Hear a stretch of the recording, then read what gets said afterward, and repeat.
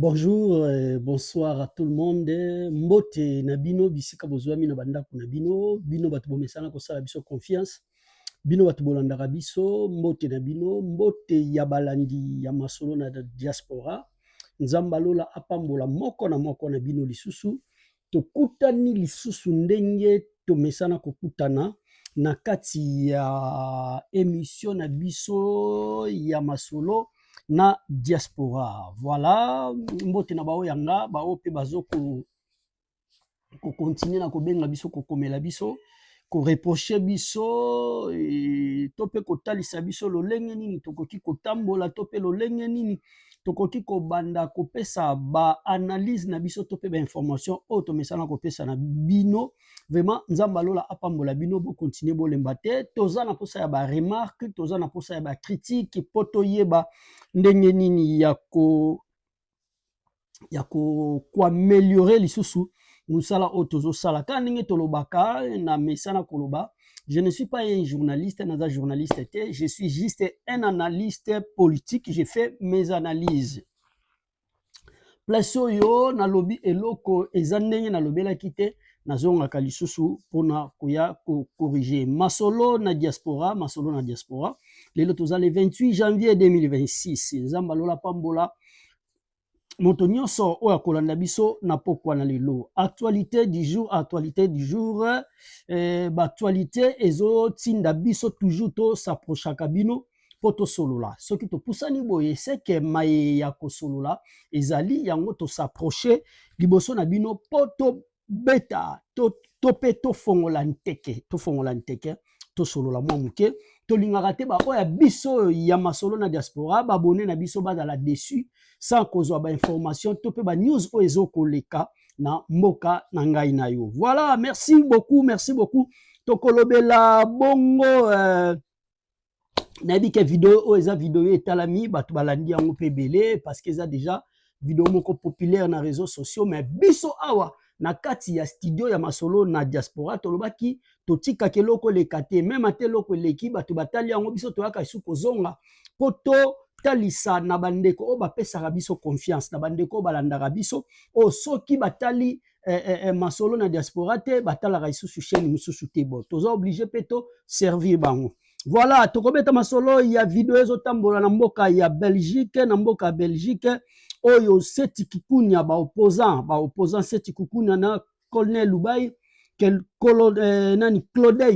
Claudel Lubaya basangana ki bongo na groupe bandeko mususu na mboka ya Belgique na restaurant moko boye pona kosala ba réunion na bango en tant que ba opposant, en tant que pe ba membre ya ba M23 AFC basangana ki bongo et brusquement bakutana ki na oto bengaka elumbe bakutana ki bongo na ba congolais ba patriote o baza na kanda ya mboka na biso bolimbisi bayelaki bango sur place et basabotaki bango esalamaki vraiment topesi longoni ya matondo na bakombata ya Belgique na musala bazosala na uti pe komona bango lisusu basali video moko oyo balobi mutu amekate recrutement moko te esala mabongo na mboka ya Belgique batu ya M23 tope AFC ya nanga na Kabila bazo kontaktaka batu na kati ya mboka Belgique pona kosala ba recrutement pona ko recruter. Voilà pourquoi bandeko na biso batelemi balobi oya komeka turo soka bimia zonga lisusu te oya komeka turo akokutana na elumbe.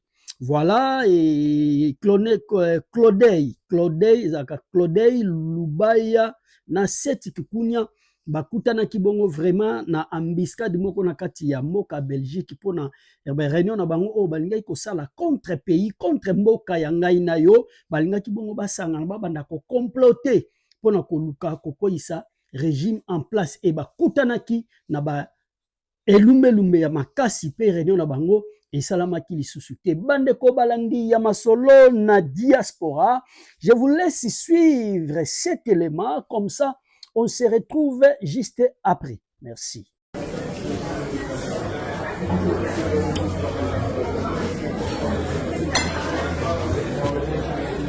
Oh, frère. Non, Tu vas à l'aise, vous à l'aise. Frère, monsieur, tu vas te faire à l'aise, vous à l'aise. Monsieur, André, on s'assoit là, on s'assoit. Vous avez besoin de s'asseoir. André, il me connaît tout le monde. Frère, on s'assoit, on s'assoit. On peut s'asseoir. On peut s'asseoir. On s'assoit là. André, Non, c'est bon, on s'assoit ça. oui, Tony, assieds-toi, tu quittes mon axe. On s'assoit. Frère, on va discuter juste à côté. Monsieur, on va discuter à côté. Je te parle, non? Moi, je te parle. Moi, j'habite ici, chez nous, ici. Moi, je peux crier. Moi, je te parle. Est-ce qu'on peut aller discuter à côté? Poliment, c'est toi. Est-ce qu'il y en a pas plus? On a pas plus, on sera on ça. C'est ça. Voilà. Est-ce que je respecte? C'est qu'on appelle ça, Nada Soanaï. C'est qu'on a Soanaï. Frère. S'il te plaît. Tu me permets? Non, ça. Et tu me permets? Pourquoi tu me fais ça? Pourquoi tu me fais Ça, ça? c'est un respect. Pourquoi tu me fais ça? C'est la Soanaï. Mais pour la soirée, mettre le flag d'image. Yo, c'est dans la vente à Ken, place sur la naïe. Tu me permets? Non. 24 La mine de Konanga. Entre nous. Maman, les gars, les Kanamboukan. Tu veux bien ou bien? Il faut filmer. Non, c'est dans le Regarde. Je prends des temps. N'a pas de téléphone, là.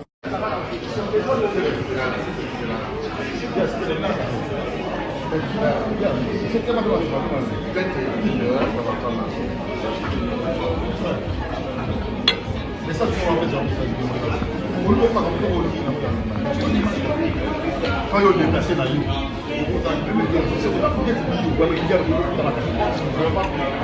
sang, il a coulé pour la fête des Congolais.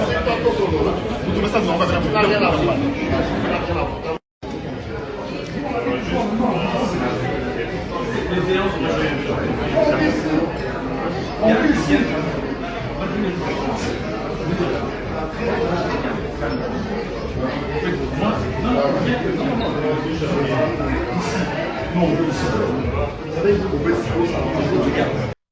Merci Nabino, Balandi Yamasolo na diaspora. De retour encore sur notre plateau Yamasolo na diaspora.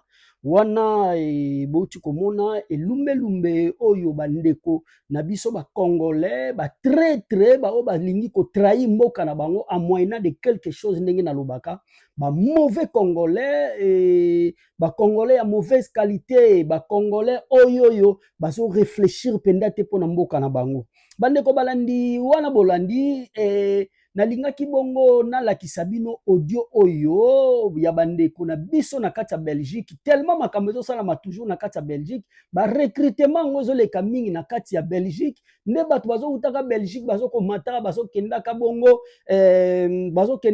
na Goma kokende okutana na M23 AFC ndeko mpe toute komona ndeko na biso moko ya mwasi tiktokezo babengaka Denise de Chechwa soki Denise Chechwa ye pe auti bongo ko rejoindre na moni ba video na ezotambola auti bongo ko rejoindre pe bango na minute nazoloba tozo solola ngana bino Denise de Chechwa aza bongo na mboka ya Goma aza bongo na mboka Goma bandeko balani nazotika bino boyoka audio ya bakombata bapatriote bana ya mboka oyo bazotelemela makambo balobi balingi yango lisusu te boyoka bino moko lolenge nini bango bazosembola bongo maele na bango tolanda.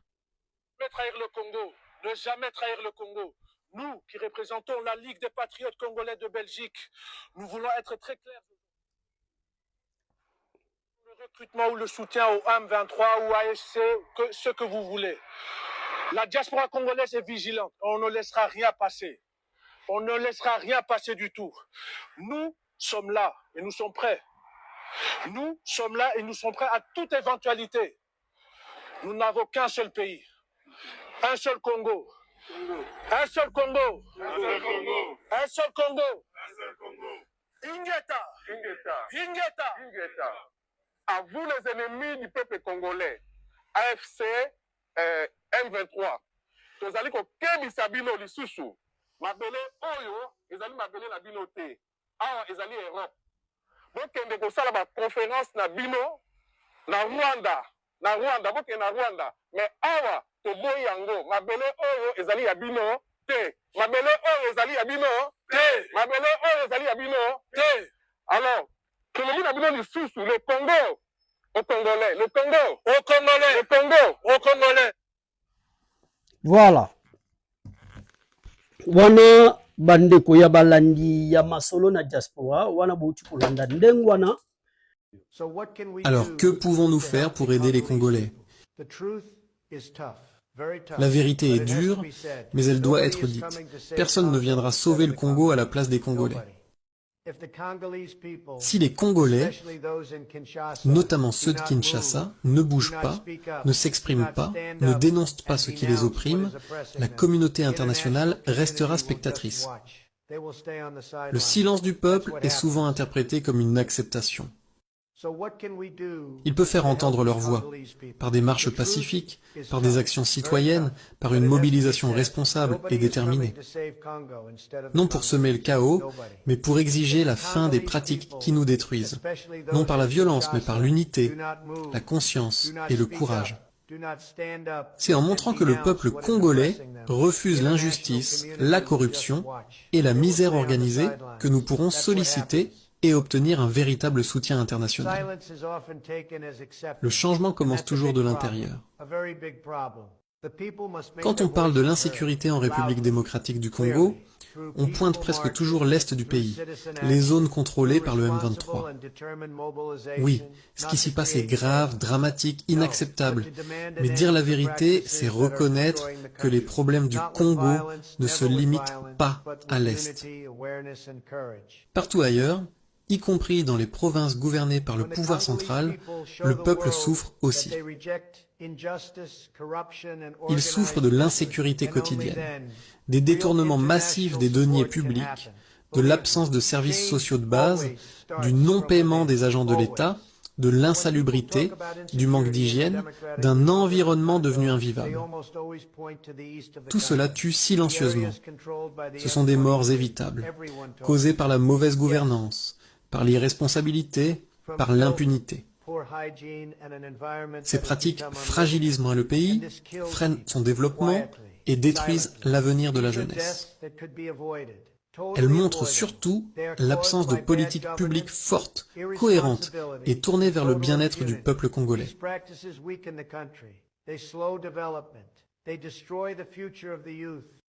Merci à vous, mes très chers patriotes congolais, bandeko balandi ya masolo, na diaspora, tozongi lisusu de retour encore sur notre plateau ya masolo, na diaspora, tokutani toujours kaninge tokutana rapé, tozo sembola makanisi na biso, ba analyse na biso, pona matali mboka na biso. Eza na video moko ezo tambola, simbanga ya wa bien, video oyo etamboli makasi, video ya Corneille Diamba, oyo benga nango ndeko chancela Corneille Diamba. Balandi ya masolo na diaspora, Corneille Diamba a confirmé collaboration na bango na Rwanda, collaboration na bango na Rwanda. Ya lobi ete ko collaborer ezali soutien te, mais en réalité collaboration vient du mot accompagnement. Quand on dit quelqu'un qui collabore, donc nous collaborons. Tozo collaborer, ozo ko accompagner, ozo travailler na bango. Voilà. Voilà. Collaboration veut dire nous travaillons ensemble. Collaboration veut dire tu nous accompagnes. Collaboration, cela veut dire nous sommes ensemble. N'habite tata oyo, Corneille Diamba, ceux qui m'a les silié. N'habite tata oyo, ceux qui ont réfléchi ou bien ont réfléchi. Local ambassadrice ya États-Unis, ya ambassadrice ya Rwanda, Namboka, États-Unis, abimisaki alobi, il y a une opération de collaboration entre les M23 et les Rwanda. Je pense que sortie médiatique ya mama nabiso oye e boujaki mingi, et tchaki makelele mingi. Et tchaki makelele mingi, alors c'était prévu que mama wana aleka aya ko changer maluba. Mama wana aya, parce que Rwanda bengaki. Rwanda bengiye, Rwanda bengi comme quoi pour na koloba ABC ministre des affaires étrangères zwa ba disposition ambassadrice Aleka a démentir makambu oyo ye alobaki. Alors ba moni ke yeso ki azongi susu na télévision pour ya koloba makambu wana ekozala vraiment dignité pour na bango parce que mutu sa lobaki azonga ya balola lisu maloba wana ekozala mwa passe ne yango wana ba utiliser bongo Corneille Diamba ba utiliser ye balobi yo lokolo za pate yo lokolo za marionnette tozo manipuler yo lokolo komi moumbu na biso le cas au démentir biloko wana. Malheureusement ko démentir na ye azangi stratégie topé mayele ndenge ni na koyi kosala lokola bakomi na bango déjà na suka nzamba za wana toujours pona ko bimisaka bango na poisa nyonso ezo sala mana nkuku nzamba zo sala ete ebima na poisa Nangaleki alobi nous collaborons mais le Rwanda ne nous soutient pas. Or babosani ke archevêque topé abbé Muteba, oui, Abbé Muteba. Ozakana bananga wana, o basala ki mission oyo ya nini ya kotambola pona kotambola kokene na bamboka pona koluka ndenge nini dialogue ko salama. Fulgence Muteba. Babosani ke Fulgence Muteba lobaki ke na ba vidéo na ye sortie médiatique na ya salaki alobaka ke ba Rwanda azo soutenir bango. Rwanda azopesa apesi bango makoki o esengeli po bango batambola na bamboka bisika o bazo kende kotambola. Elole nanga abimi po lobake non bazo collaborer na Rwanda. Ba collaboraka po mutu akota na kati ya Goma il faut aller par Rwanda ou bien il faut aller par Kampala. Donc cela veut dire il y a une collaboration selon nanga. Il y a une collaboration mais il n'y a pas de soutien. Or, en réalité, nous tous, nous le savons très bien qu'il y a beaucoup plus de soutien que collaboration. Mais pour aller encore plus loin, le mot collaboration vient du mot aussi, le mot collaboration vient du mot collabo. Le mot collabo vient du mot collaboration. Donc, si quelqu'un dit que non, nous collaborons, mais il ne soutient pas. Collaboration. Donc, si moi, je collabore avec toi, je suis obligé de mettre aussi mes moyens pour qu'on soit ensemble. Pendant le bac, non, ngai, nazo collaborer na mutuki ngandi. Ngai, je collabore avec Félix Antoine Tshisekedi Tshilombo. Moi, je collabore peut-être avec Adolphe Muzito. Donc, cela veut dire que moi, je mets quelque chose. Muzito Topé, Félix Antoine Tshisekedi aussi, il met quelque chose afin que nous puissions collaborer, marcher ensemble, faire tout ensemble. Non, ne croyez pas que non, vous êtes plus intelligent que tout le monde. Non.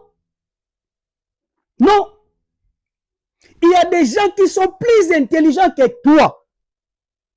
Tant aux autres makambu, il faut qu'on se rende compte que et ça la batomayele. Oro bakoya ko sala pe banalise. Oui. Vous collaborez, mais il n'y a pas de soutien. Non. Pour être collaborateur de quelqu'un, ils doivent avoir un soutien. Voilà, c'est ça. Pour collaborer avec quelqu'un, je ne peux pas appeler quelqu'un mon collaborateur pendant que on a rien qui nous unit. Voilà. Ce que vous avez loko ezo sangisa biso te na robengo collaborateur te. Yo il faut tcha, nga il faut na tcha. Nanga oyeko représenter ba Congolais na kati ya M23 AFC. Ngai na chema koki na chema minduki, ngai Kagame na chema koki na chema minduki pona na appuyer yo na chena ba soda. Ouais, c'est ça. Na chena ba soda. Voilà. Comme ça, Tobeta, Tobotola. Voilà. Je vous laisse suivre Nanga. Comme ça, on se retrouve. Est-ce que collaborer, voudrait-il dire soutenir? Non. Est-ce que nous collaborons avec les Rwandais? Je confirme ici que nous collaborons et que nous ne collaborons pas seulement avec le Rwanda. Nous collaborons aussi avec l'Ouganda. Tenez, je te donne quelques faits. Nous avons effectivement un intérêt commun avec le Rwanda sur la question sécuritaire touchant la présence des FDLR. Les FDLR, c'est une force dont la mission est d'aller déstabiliser le pouvoir à Kigali. Et ils sont au Congo. Et en étant au Congo, ils tuent nos populations. Ils créent de l'insécurité au Congo. C'est un intérêt commun. La neutralisation de cette force, de cette force négative, concerne aussi bien les Rwandais que nous. Savez-vous, depuis notre entrée à Goma, combien de FDLR on a déjà arrêtés et qu'on a dû les transférer? C'est une collaboration.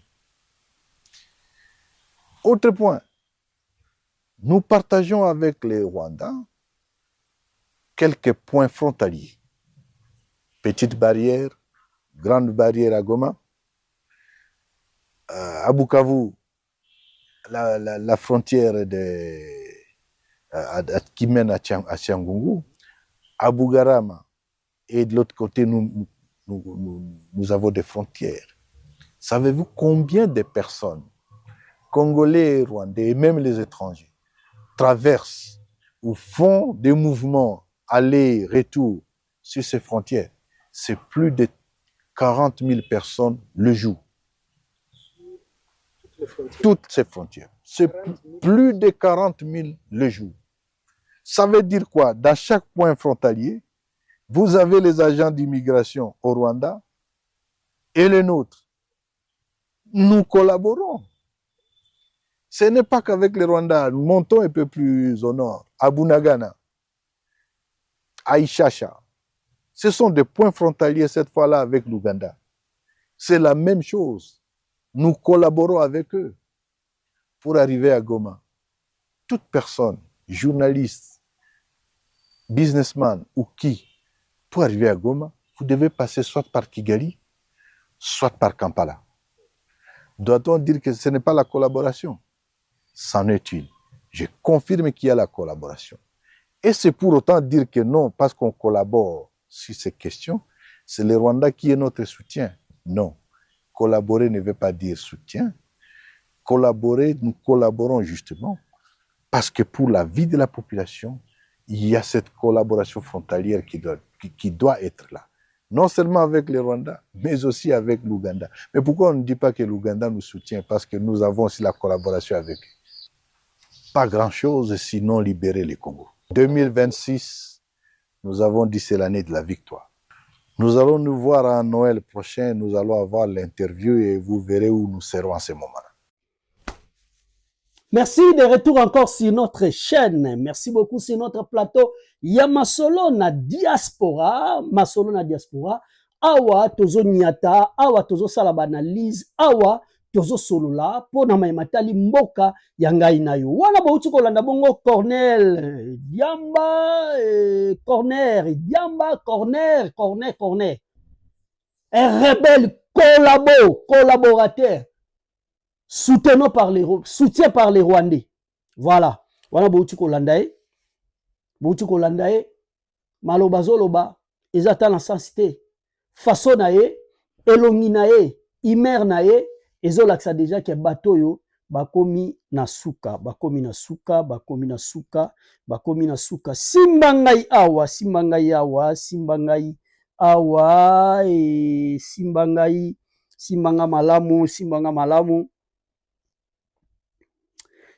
malamu. Président Félix ametaki un peu expliquer biso pour na kotalisa biso que le mal est tellement profond. Mabe ekota na kati ya misisa. Mabe ebota misisa. Infiltration et quota, et quota, et quota, et quota. Ce n'est pas aujourd'hui que l'infiltration a commencé dans notre pays. L'infiltration a commencé depuis l'époque de Maréchal Mobutu. Oui, depuis l'époque de Maréchal Mobutu. Infiltration, c'est Bandaki. Le président a eu le temps devant les diaspora pour expliquer, pour nous montrer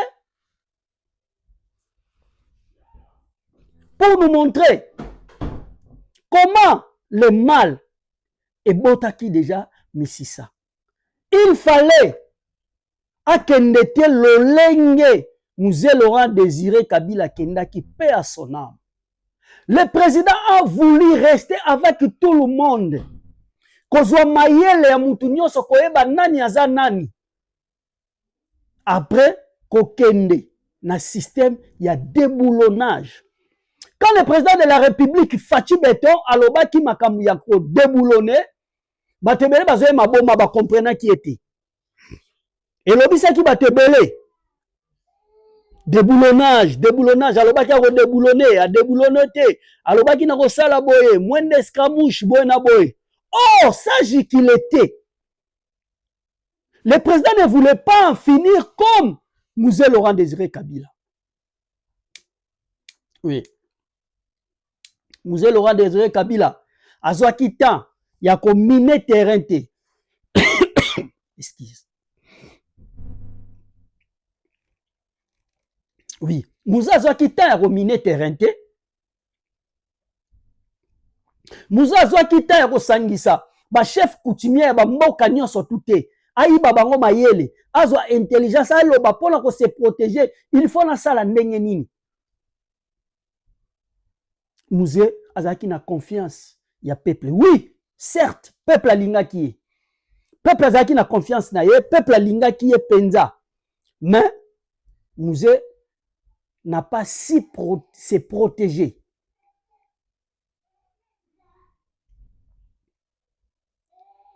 Président Mzee Laurent Désiré Kabila amibate la quitté.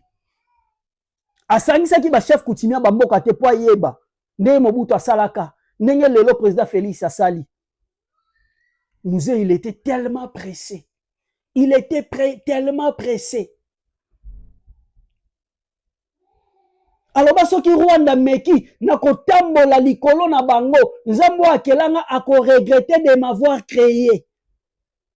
Mais quand quelqu'un parle comme ça, ils doivent s'assurer de quelque chose. Mzee n'a pas fait ça.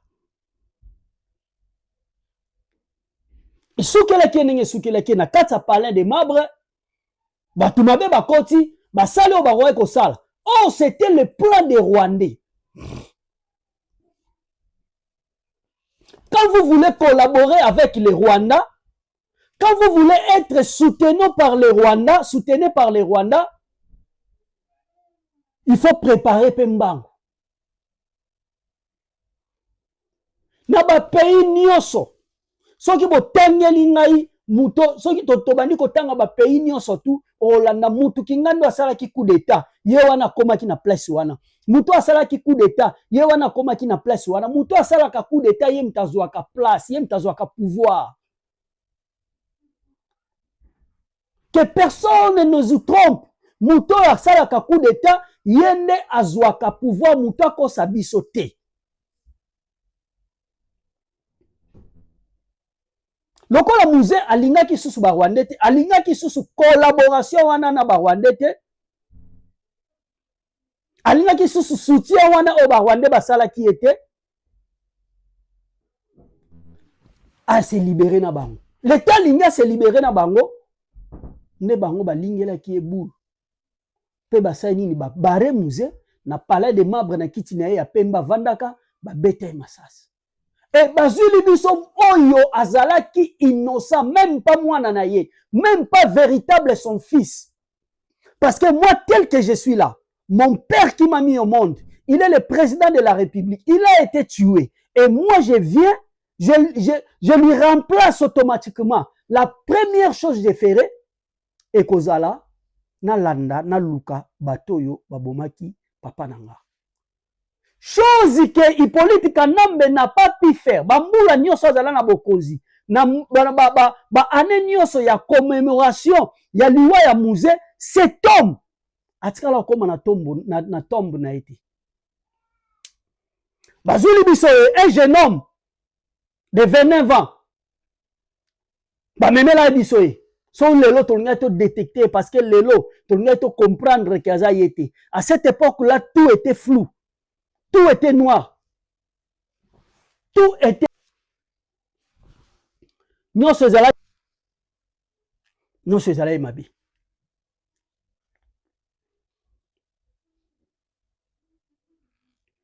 Réseaux sociaux ezalaki te parce que s'il y avait réseaux sociaux à cette époque-là, tout le monde détecté que oza ya biso te. Ba Rwanda ba bazui ba placer. Azui ba dossier ba collaborateur ya papa na enyo surtout. Abali ko kitsa bango moko. Moi, je suis devenu président à la place de mon père qui vient d'être assassiné. Et nazui ba collaborateur tata nanga na ko papa bango moko. Et il ne s'est pas arrêté jusque là. Asuki wanate. A continue bana propre ya musée. Soit disant bandeko nae. Akom ko lia bango moko sima ya muninga. Mabe ekotaki et botaki musisa. Complot, c'était de balkaniser notre pays. Et c'est ça jusqu'aujourd'hui. Complot wana yango Kagame azotambola nango. Yako récupérer ma belé. Il a récupéré ma belé, il y a pas Congolais.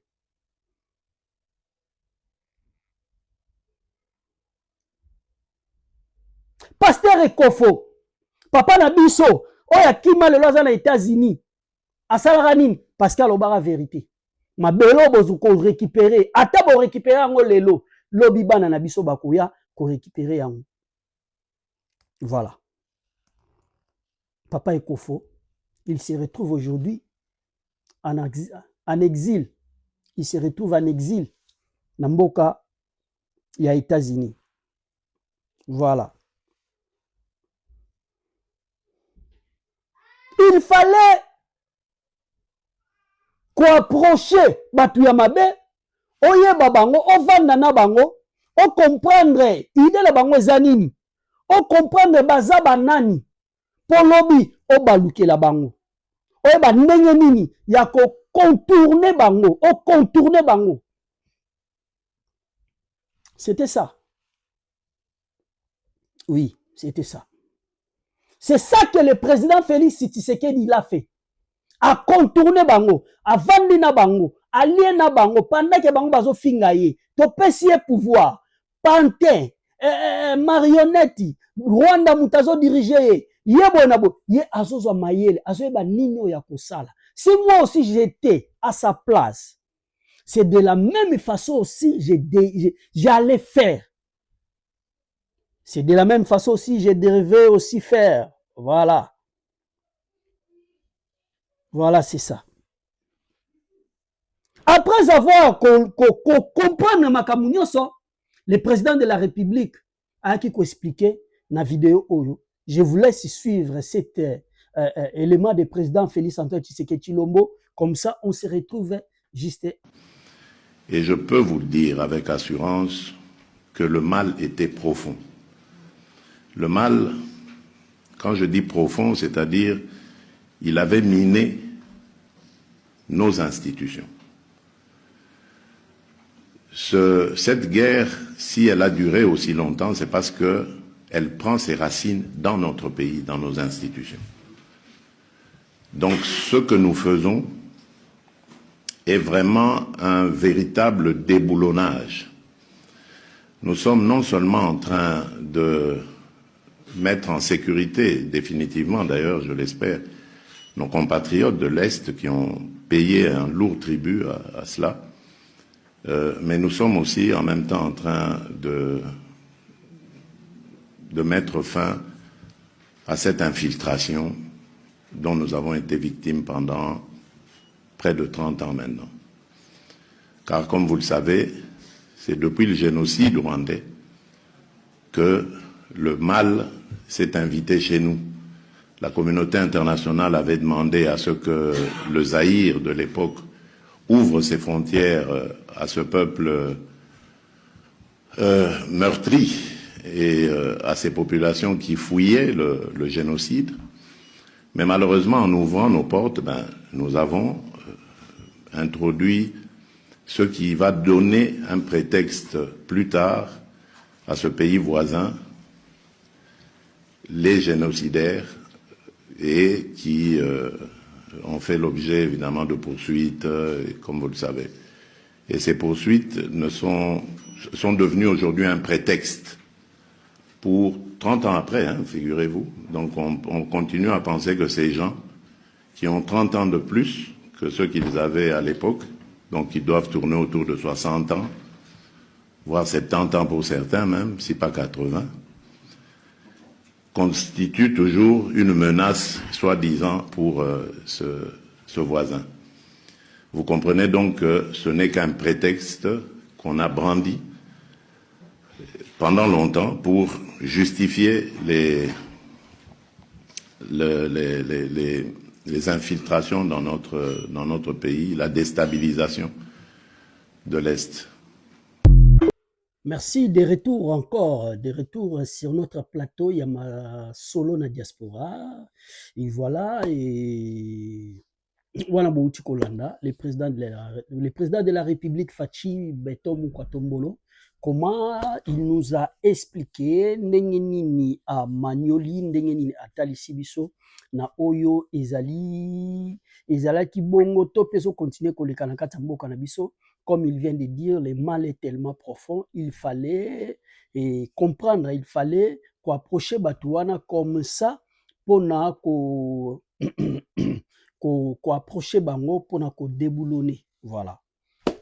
Voilà. Simbanga kotoyo, tokebongo namboka kananga, bisika wapi mwana mboka président de la République, chef de l'État, akenda kibongo ko inaugurer nouveau campus de l'université de Kananga, INICA, première depuis les Belges.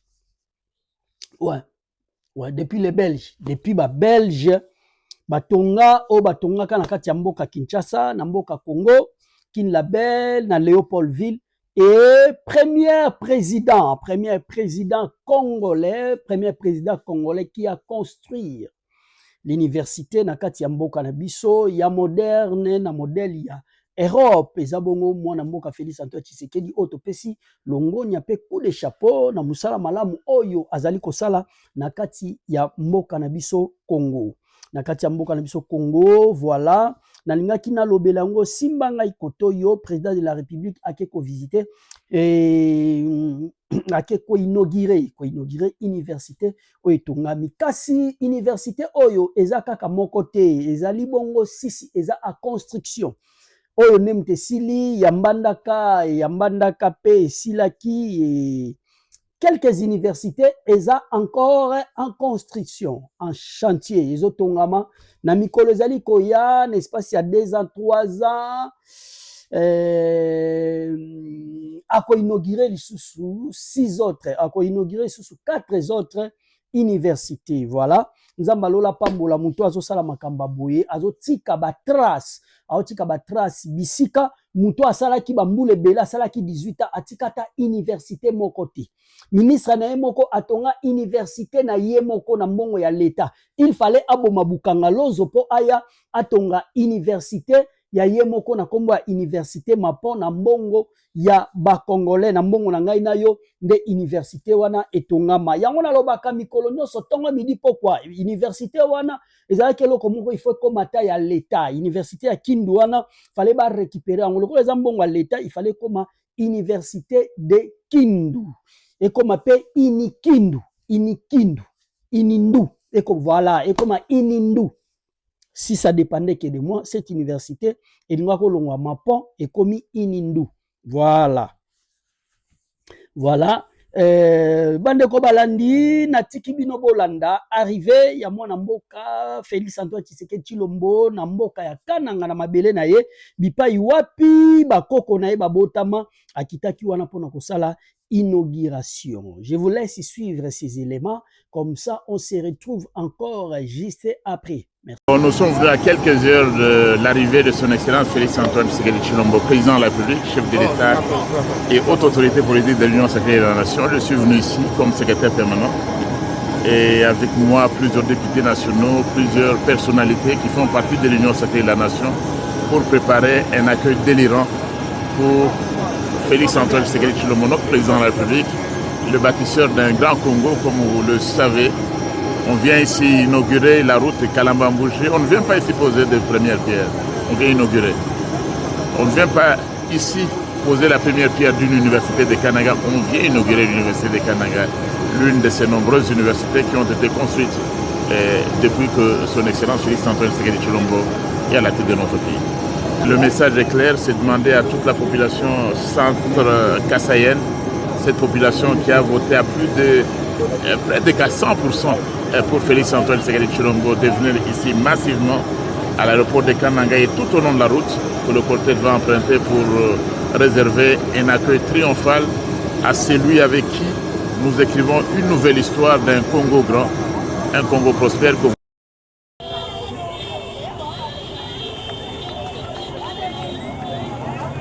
Papa Ntulilo kwa aéroport wa Kananga de baluke kwa kitila na kwa Félix Antoine Tshilombo Tshisekedi.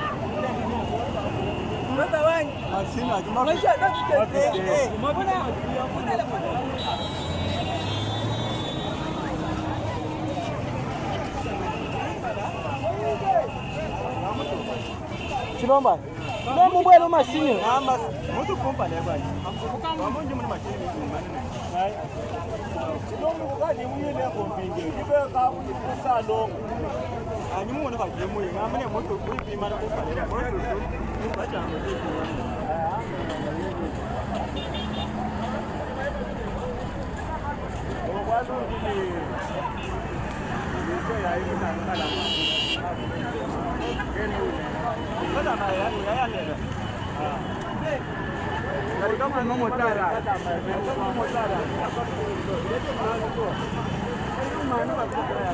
kana ngamara jwa kusinga jitunga ja kwendela bweni ego kikwa yo papa kwa kijana kwao Félix Antoine Tshilombo Tshisekedi Tshilombo kana mara jwa kusinga cortège kena mo kwamba to mwana nufisefa nyatiso ndimoja kashani bokunulesi byose bidi byenseka nako kulisela kana lelwe umuntu ndisanga yakufokushia ndimwana mo Félix Antoine Tshilombo Tshisekedi ngambe ni bana bakananga umuntu badi mudisanga yakufokushia bana beto Tshilombo mafuta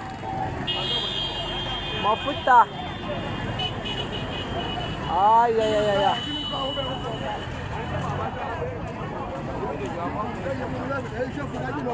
Okay, apa itu jangan sejana bokunu kwachile bindi timbi bokunu timina na kwa mama kupet mashishilangana bana betu apu inji mixer ne nudino mana pinde mujina kwao mara mapu moyi kwa kula kwetukuneko.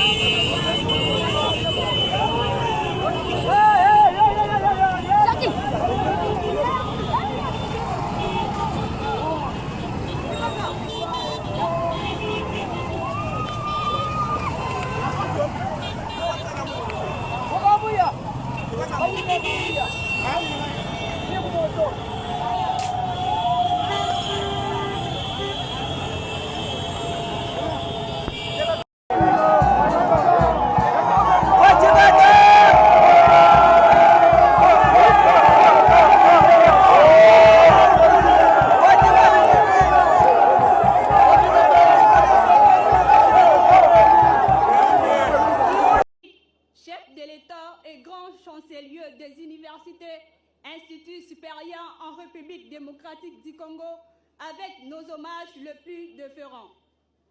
Honorables députés et sénateurs, Excellence Madame la ministre de l'Enseignement supérieur, universitaire, recherche scientifique et innovation.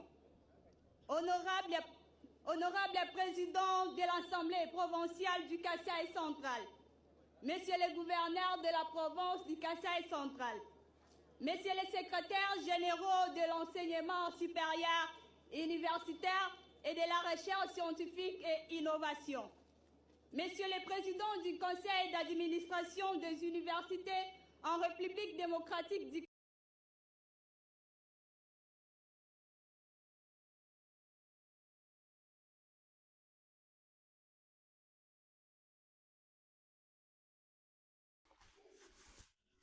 Merci, des retours encore, des retours encore sur notre plateau. Ouais.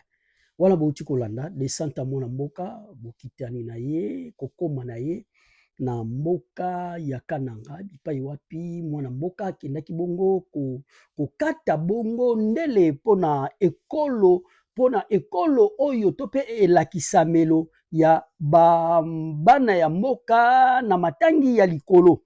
Voilà.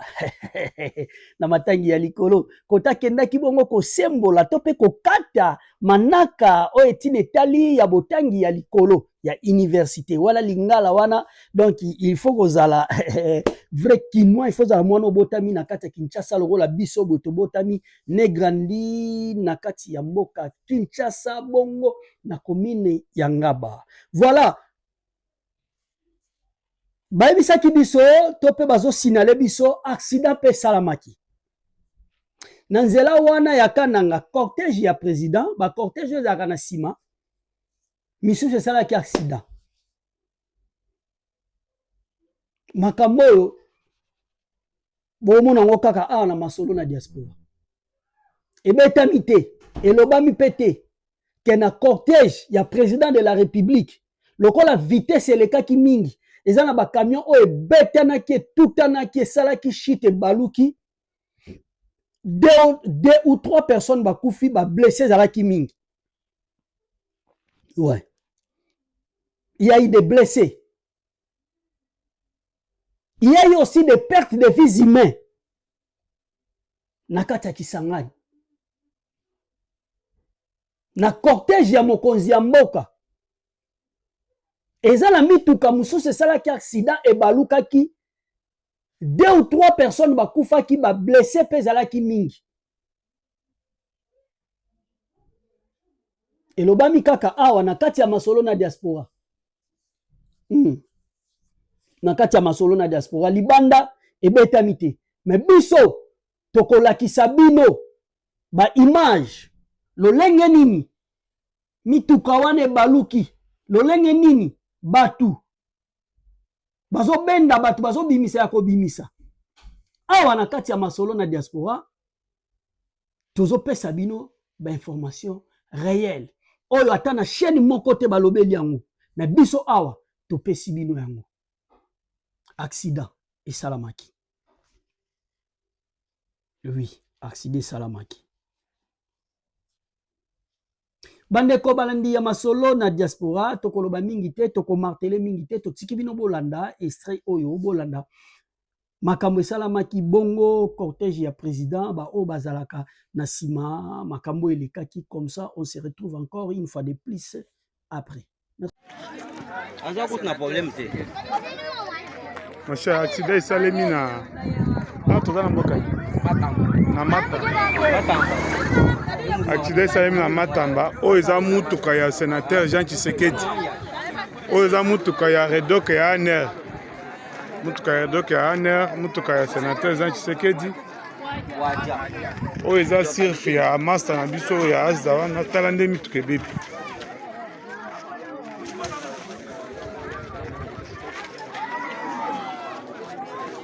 Pardon.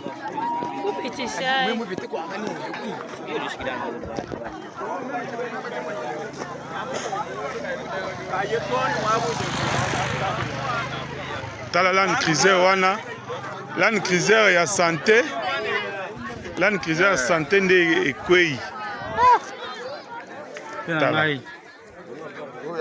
Tala. Tala ni criseur nde kwei. Tala.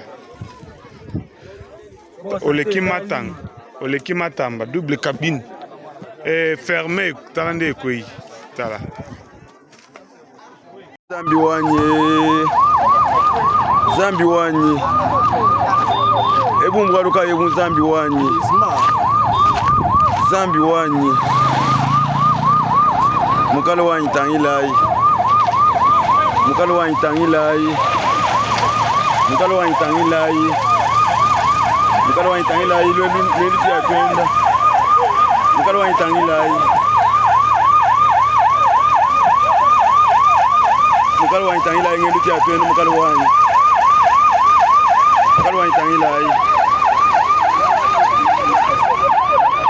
Mukalo wanyi tangilai. Wanyi tangilai mujibantu bafwe. Bokende. Hey. Mukalo wanyi tangilai. Mukalo wanyi tangilai. Mukalo wanyi tangilai. Mukalo wanyi tangilai. Tangilai bana be tangilai. Dana ya malwa jensa mukalo wanyi. Tangilai. Chebe. Dana mujibantu bafwe. Dana mujibantu bafwe. Ana betangilai. Dana mujibantu bafwe. Zambi wa apotre Jandai. Asia wanyi Zambi wa Bujuku. Mjini moyo chendele. Mjini moyo chendele. Mjini moyo chendele. Dana bana betangilai. Dana bana betu wantu mundemu. Papa. Aïe. Hey. Hey. Hey. Hey. Papa. Olobi. Attends pembeni. Vraiment en tout cas. Hey. Bernard. Tanai. Bernard we tanai. Namoni ndiye mutakufite. Mutakufite. Alors na mutu ko wana. Makileza kusana te. Me batu bazate ndiye babinisi ba. Zambi wa Bernard we tanai. Chana na kwa yango vitesse boke. Vitesse. Ke moko isamena mutalipo. Oui. Moto basalti bango accident. Aïe. Mungu wangu. Vraiment en tout cas. C'est. Zambi wanyi. Bantu mbaje kwa betu. Tocha pembeni ou bien tokeni. OK, papa, tocha pembeni. Oh, vraiment en tout cas.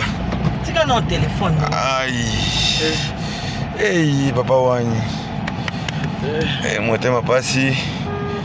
Vraiment en tout cas, motema pasi. Motema pasi. Mutu ko ebaluka ki. Motema pasi ebaluka ki mama na ngatala ndenge mutu ke ekomi.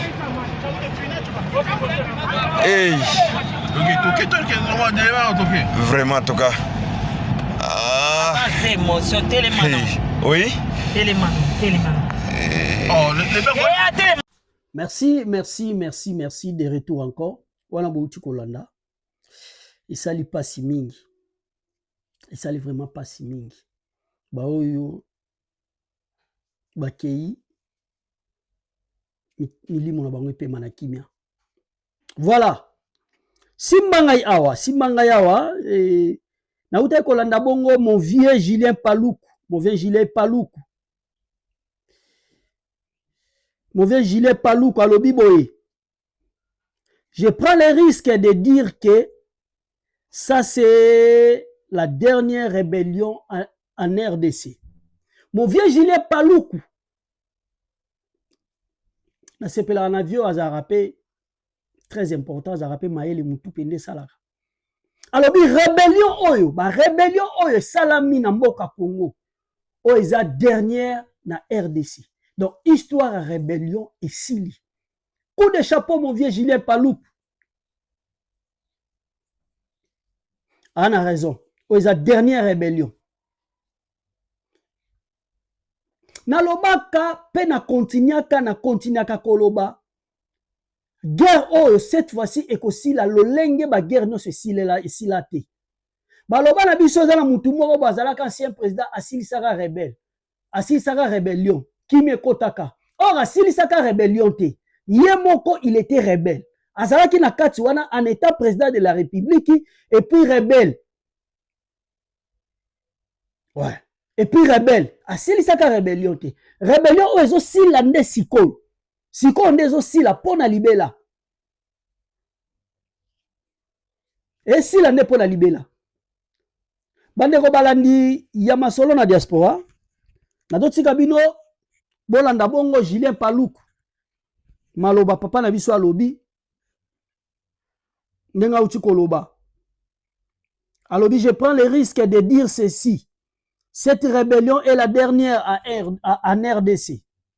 Je prends le risque de dire que ça c'est la dernière rébellion en République démocratique du Congo.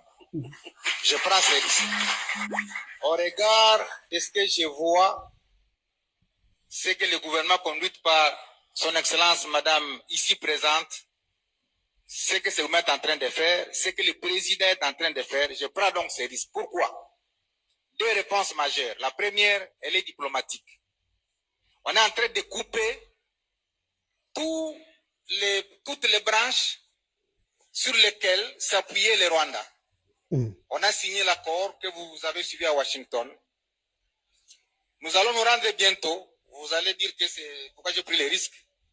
On va se rendre bientôt à Abu Dhabi pour signer un accord avec les Émirats arabes unis. C'est dans cet espace où 80% des minéraux en province du Rwanda étaient dirigés. On va couper les fils pour qu'on commence à traiter directement avec sous l'autorité de Madame la Première ministre ici présente. La réponse suivante, elle est sécuritaire.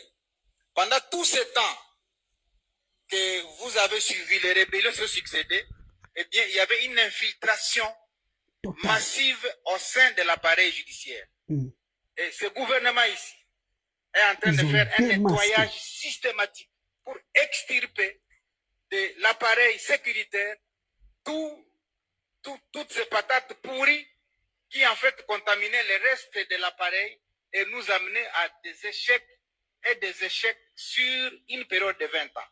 Et donc le risque que je prends, il est appuyé par cet argumentaire que je voudrais partager avec la population de Goma, de Butembo, de Beni, de Bukavu, de Uvira, que c'est la dernière rébellion.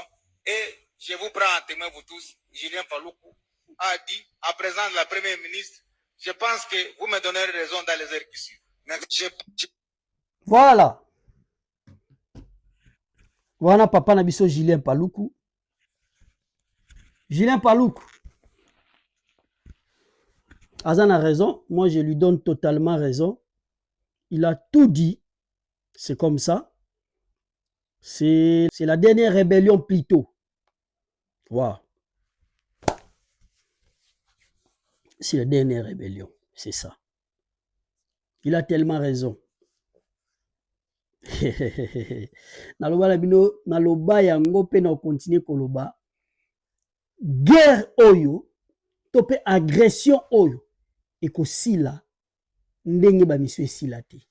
Voilà. Maram naloba yango Julien Paluku alobi. Simbangai awa, simbanga na bokasite nyonso tu.